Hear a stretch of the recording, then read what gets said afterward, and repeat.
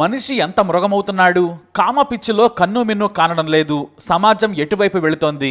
మన చుట్టూనే మన పక్కనే కామాంధులు ఉన్నారని గుర్తించేదలా? చిన్నపిల్లలపై లైంగిక దాడి చేయాలని ముసలవాడికి ఎందుకు అనిపిస్తోంది? పిల్లలంటే దేవుళ్ళు, వారిని ముద్దు చెయ్యాలి, వారితో బంగారు క్షణాలను ఆనందమయంగా గడపాలి, వారి ఆలనా పాలన చూడాలి. వారికి లోకం పోకడ తెలియదు, సమాజంలోని చెడు అర్థం కాదు. అయినా నీచులు మారడం లేదు. ఇటు పోలీసులు సైతం కొన్నిసార్లు చిన్న ఘటన అనుకుని కౌన్సిలింగ్ ఇచ్చో హెచ్చరించో పంపేస్తున్నారు. కానీ ఆ తర్వాత అవే పెద్ద నేరాలుగా మారుతున్నాయి. పోలీసులు కూడా ఓ విషయం తెలుసుకోవాలి. ఒకసారి స్టేషన్ మెట్లు ఎక్కారంటే ఆ ఫిర్యాదును సీరియస్ గా తీసుకోవాల్సిందే. ఎవరో ఒత్తిడికి తలగ్గో లేదంటే మరో కారణంతోనో క్షమించి వదిలేయొద్దు. తమ స్టేషన్ కు వచ్చారంటే కేసు నమోదు చేయాల్సిందే. లేదంటే అన్నమయ్య జిల్లాలో జరిగిన ఘటన రిపీట్ అవుతుంది. ఏ తండ్రి మాత్రం తన బంగారు తల్లిపై లైంగిక దాడి జరిగిందంటే ఊరుకుంటాడు? పోలీసులే న్యాయం చేయలేదని తల్లడిల్లిపోయాడు. తన కూతురు అమ్మ తాత నా బట్టలు విప్పేశాడు, మూత్రం పోసే చోట పట్టుకున్నాడని చెబితే ఎవరు మాత్రం తట్టుకోగలరు? ఎక్కడో కువైట్లో ఉన్న తండ్రి నిత్యం తన కూతురు గురించి ఆలోచించేవాడు. ఆ కూతురి కోసమే అక్కడికి వెళ్ళాడు. నిద్ర లేక పని చేయలేక చివరకు తాను కువైట్ నుంచి తన బిడ్డపై చేయి వేసిన వాడిని తెగ నరికాడు. తన బిడ్డపై చేయి వేసిన వాడికి బేడీలు కాదు, చంపితేనే బుద్ధి వస్తుందని తనకు తానుగా న్యాయం చేసుకున్నాడు. ఈ ఘటన ఇప్పుడు దేశవ్యాప్తంగా చర్చనీయాంశంగా మారింది. అన్నమయ్య జిల్లా ఓబులవారిపల్లె మండలం కొత్తమంగంపేటలో 59 ఏళ్ల గుట్ట ఆంజనేయులు దారుణ హత్యకు గురయ్యాడు. ఇతను పాక్షిక వికలాంగుడు. పోలీసులు అనుమానాస్పద కేసుగా నమోదు చేసి విచారణ చేస్తున్నారు. కానీ సడన్ గా తానే చంపానని ఏకంగా కువైట్ నుంచి వీడియోలు విడుదల చేశాడు హంతకుడు ఆంజనేయ ప్రసాద్. ఎందుకు చేశానంటే నా బిడ్డపై అత్యాచార యత్నం చేయబోయాడు, శరీరం మొత్తం అసభ్యంగా తాకి వేధించాడు, 12 ఏళ్ల నా బంగారు తల్లికి జీవితాంతం మానసిక వేదన మిగిల్చాడు, అందుకే చంపానని వీడియోలో చెప్పాడు. అంతేకాదు సాక్ష్యంగా తన కూతురు తల్లికి చెప్పిన మాటలు కూడా సోషల్ మీడియాలో పెట్టాడు. ఆ బంగారు తల్లి అమాయకపు మాటలు వింటుంటే అందరికీ కన్నీళ్లు వస్తున్నాయి. ఈ నీచ సమాజంలోని రాక్షసులు ఎలా ఉన్నారో అర్థమవుతోంది. కొత్త మంగంపేటకు చెందిన ఆంజనేయ ప్రసాద్ చంద్రకళ దంపతులు బతుకు తెరువు కోసం కువైట్ వెళ్లారు. వారి ముద్దుల కూతురును ఊళ్ళో ఉంటున్న చెల్లెలు లక్ష్మి వెంకటరమణ దంపతుల దగ్గర ఉంచారు. వాస్తవానికి హాస్టల్లో ఉంటుంది ఆ 12 ఏళ్ల చిన్నారి. కానీ సెలవులు వచ్చినప్పుడు తన పిన్ని లక్ష్మి ఇంటికి వచ్చి ఉంటుంది. తండ్రి ఆంజనేయ ప్రసాద్, భార్య చంద్రకళలు తమ కూతురుకు బంగారు భవిష్యత్తు ఇవ్వాలని ఎడారి దేశంలో పడరాని కష్టాలు పడుతూ రూపాయి పోగేసుకుంటున్నారు. అయితే చంద్రకళ చెల్లెలు లక్ష్మి ఇంట్లో ఆమె మామ కూడా ఉంటున్నాడు. అతని పేరు కూడా ఆంజనేయులు, వయసు 59 ఏళ్లు. ఆ చిన్నారి అతన్ని తాత అని ముద్దుగా పిలిచేది. కానీ ఆ రాక్షసుడు అందరి ముందు మామూలుగా మనవరాలని మాట్లాడేవాడు. కానీ అతని మనసులో నీచమైన కోరిక ఉంది. ముసలి వయసులో ఇలాంటి దారుణ ఆలోచనలు వచ్చాయంటే ఎంతటి నీచుడు అర్థం చేసుకోవచ్చు. ఆ చిన్నారి తల్లిదండ్రులు దేశం కాని దేశంలో ఉన్నారులే అనుకున్నాడు. తాను ఆ చిన్నారిని ఏం చేసినా అడిగేవారు లేరని భావించాడు ఆ రాక్షసుడు. ఓ రోజున ఇంట్లో ఎవరూ లేని సమయంలో గాఢ నిద్రలో ఉన్న చిన్నారి ఒంటిపై బట్టలు విప్పేశాడు.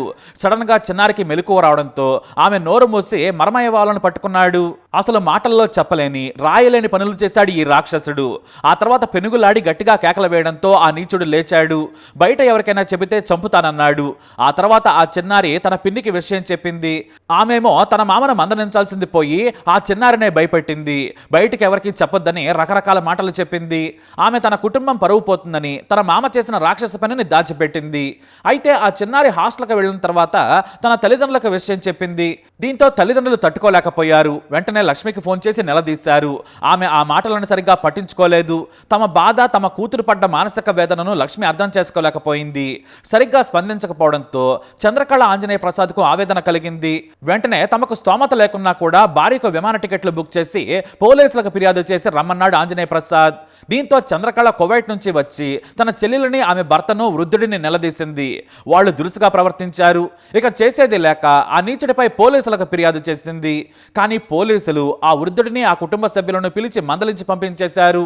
మరోసారి ఇలాంటి పనులు చేస్తే జైలుకు పంపుతామని పంపించేశారు. అయితే తాను ఫిర్యాదు చేసినా పోలీసులు పట్టించుకోలేదని ఆంజనేయ ప్రసాద్ రగిలిపోయాడు. అంతేకాదు తన చిట్టి తల్లిని ఆ నీచుడు ఏం చేశాడో అడిగి మరీ తల్లి వీడియో రికార్డ్ చేసింది. తాత తన బట్టలు విప్పింది, నోరు మూసింది, శరీరం తడిమింది, మొత్తం చెప్పింది. ఆ వీడియోను కువైట్ వెళ్ళాక భర్తకు చూపించి కన్నీటి పర్యంతమైంది చంద్రకళ. ఇక మనం ఇక్కడ ఉండొద్దు, ఏదో ఒక పని చేసుకుని అక్కడే కూతురు దగ్గర ఉందామని ఏడ్చేసింది. తను ప్రాణంగా చూసుకునే బంగారు తల్లిని ఓ నీచుడు ఏం చేశాడో చూసి తట్టుకోలేకపోయాడు ఆంజనేయ ప్రసాద్. పోలీసులు కూడా న్యాయం చేయలేకపోయారు. నా బిడ్డకు జరిగిన అన్యాయానికి నేనే న్యాయం చేసుకుంటానని చెప్పాడు. దీంతో డిసెంబర్ 6న కువైట్ నుంచి సొంతూరుకు వచ్చాడు ఆంజనేయ ప్రసాద్. హత్య చేసి కువైట్కి వెళ్ళిపోవాలనుకున్నాడు. విమాన టికెట్లు ఎవ్వరికీ తెలియకుండా బుక్ చేసుకున్నాడు. అయితే ఆ వృద్ధుడు ఇంటి ముందు ఆవరణలో నిద్రిస్తాడని తెలుసు. అతని కొడుకు కోడలు ఇంట్లో పడుకుంటారు. చేసుకున్నారు. దీంతో చంపడం తేలికని ఐరన్ రాడ్ను సిద్ధం చేసుకున్నాడు. ఉదయం 3 గంటల సమయంలో ఎవరో చూడకుండా ఊరొచ్చి ఆంజనేయ ప్రసాద్ తన మరదల ఇంట్లోకి వెళ్ళాడు. వృద్ధుడైన ఆంజనేయులు బయట పడుకున్నాడు. గాఢ నిద్రలో ఉన్నాడు. మంచంపై పడుకుంది అతనా కాదా అని కన్ఫర్మ్ చేసుకున్నాడు. జాగ్రత్తగా పరిశీలించాడు. అతనే అని గుర్తించగానే ఒకేసారి గట్టిగా తల మీద ఐరన్ రాడ్తో బాదాడు. అంతే, తల ఛిద్రమైపోయింది. చనిపోయాడని గ్రహించిన ఆంజనేయ ప్రసాద్ వెంటనే అక్కడి నుంచి వెళ్ళిపోయాడు. ఆ తర్వాత ఊరు నుంచి బయటకొచ్చి ఎవరికీ తెలియకుండా కువైట్ వెళ్ళిపోయాడు. ఇక్కడ ఆంజనేయ ప్రసాద్ కువైట్ నుంచి వచ్చినట్టు, చంపినట్టు, వెళ్ళిపోయినట్టు ఎవ్వరికీ తెలియదు. అంత సీక్రెట్ గా ప్లాన్ అమలు చేశాడు. ఈ హత్యపై గ్రామంలో రకరకాల చర్చలు మొదలయ్యాయి. పోలీసులు వృద్ధుడి హత్యను అనుమానాస్పద హత్య కేసుగా విచారణ చేస్తున్నారు. దీంతో మానసిక వేదనతో ఉన్న ఆంజనేయ ప్రసాద్ తానే చంపానని ఈలోపు వీడియో విడుదల చేశాడు. నా బిడ్డను దారుణంగా లైంగికంగా వేధించాడు. పోలీసులు కూడా న్యాయం చేయలేదు. వారి దగ్గర డబ్బులు తీసుకుని వదిలేశారు. నేనేం చేయాలి? నా బిడ్డపై లైంగిక దాడి చేసిన వాడిని నేను వదిలేయాలా? నా బిడ్డను ఇలా ఎందుకు చేశావంటే సరిగా స్పందించలేదు. నా మరదలు కూడా పట్టించుకోలేదు. నా వాళ్లను నమ్మాను. చివరకు నా చిట్టి తల్లిని ఏం చేశాడో వినమని వీడియో కూడా విడుదల చేశాడు.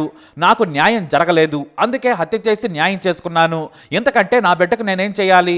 నా ఆవేదన ఎవరు అర్థం చేసుకుంటారని కన్నీటి పర్యంతమయ్యాడు ఆంజనేయ ప్రసాద్. అంతేకాదు, ఈ హత్యకు ఎవరూ బాధ్యులు కాదు, నేనే చంపాను, నేనే ఇప్పుడు లొంగిపోతున్నానని పోలీసులకు చెప్పాడు. ఆంజనేయ ప్రసాద్ యూట్యూబర్ కూడా, లక్షల్లో ఫాలోవర్స్ ఉన్నారు. వేర్వేరు అంశాలపై వీడియోలు చేస్తూ మంచి గుర్తింపు తెచ్చుకున్నాడు. అయితే కువైట్ నుంచి వచ్చి ఓబులవారిపల్లెలో పోలీసుల ముందు లొంగిపోయాడు. అయితే చిన్నారి లైంగిక వేధింపుల ఫిర్యాదు వచ్చినా కూడా పోలీసులు పట్టించుకోలేదనే విమర్శలు వ్యక్తమవుతున్నాయి. చిన్నారి స్వయంగా తల్లికి చెప్పిన మాటలు విన్నా కూడా ఎందుకు కేసు పెట్టలేదు? నాడే పోక్సో కేసు పెట్టి జైల్లో పెట్టి ఉంటే ఇప్పుడు ఆంజనేయ ప్రసాద్ హంతకుడు అయ్యేవాడు కాదనే కామెంట్స్ చేస్తున్నారు ప్రజలు. మరోవైపు ఏమాత్రం అనుమానం ఉన్నా కూడా వేధిస్తున్నాడని తెలిసినా ప్రివెంటివ్ కస్టడీలోకి నిందితులను తీసుకోవాలి, దారుణాలు జరగకుండా చూడాలని ఏపీ సీఎం చంద్రబాబు నాయుడు అధికారులకు ఆదేశాలు ఇచ్చారు. కానీ చిన్నారి విషయంలో ఆధారాలున్నా ఎందుకు వదిలేస్తారని విమర్శిస్తున్నారు ప్రజలు. అయితే ఆ చిన్నారి తండ్రి ఆరోపణలో నిజం లేదంటున్నారు ఎస్పీ. పోలీసులకు ఫిర్యాదు చేసినా పట్టించుకోకపోవడం వల్లే చంపానని చెప్పడం తప్పన్నారు ఎస్పీ విద్యాసాగర్ నాయుడు. తమకు రాతపూర్వకంగా ఫిర్యాదు ఇవ్వలేదు. చిన్నారి తల్లి కేవలం మామగారిని హెచ్చరించాలని చెప్పారట. నిజంగా రాతపూర్వక ఫిర్యాదు ఇచ్చి ఉంటే కేసు నమోదు చేస్తాం, కానీ ఆమె చేయలేదు. అందుకే పోలీసులు వార్నింగ్ ఇచ్చి పంపించారని చెప్పారు ఆయన.